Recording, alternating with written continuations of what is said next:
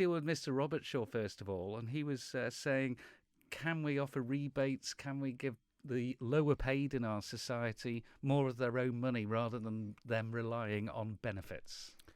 Well, I can only assume that Chris Robertshaw has become giddy with UK election fever, because what he's proposing to Tynwald is absolute madness when you start analysing it. Effectively, having costed out his proposals to rebate national insurance to those earning below the so-called living wage, it amounts to a £9 million raid effectively on the state pension fund.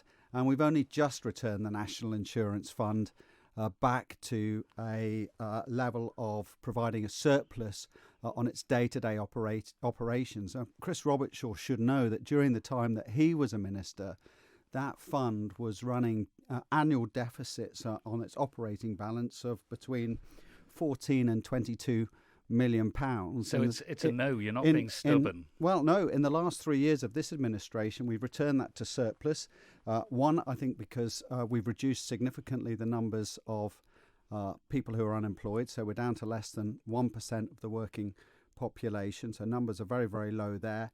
And secondly, I think a lot of the policies that we put around that to raise the wages for those on lower incomes, including raising the minimum wage, increasing the personal tax allowances, providing better support for them and their families when it comes to child benefit, when it comes to nursery provision, when it comes to education, university provision, has helped support a good return for the Treasury and has helped stabilise the national insurance account. But we're not in a position to start giving away cash. This pays the state pension.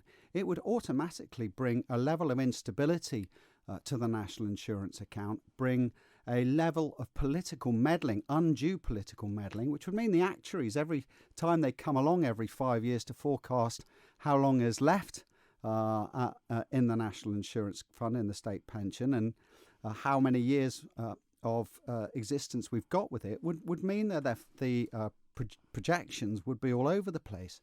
So I'm absolutely against Mr. Robertshaw's proposals. They don't actually solve anything for the lower paid, and we're much better off using the broader benefits system to help support those with lower incomes. And just finally, as a matter of principle, I believe that everybody should make a contribution towards their state pension, and also have access to the range of other benefits that are available to people in hard times that we pay out through the national insurance account. Let's deal with Mr. Hooper. There have been long suggested changes to national insurance, and we've been waiting, it would appear, to see what the UK does. They've obviously not done anything as yet.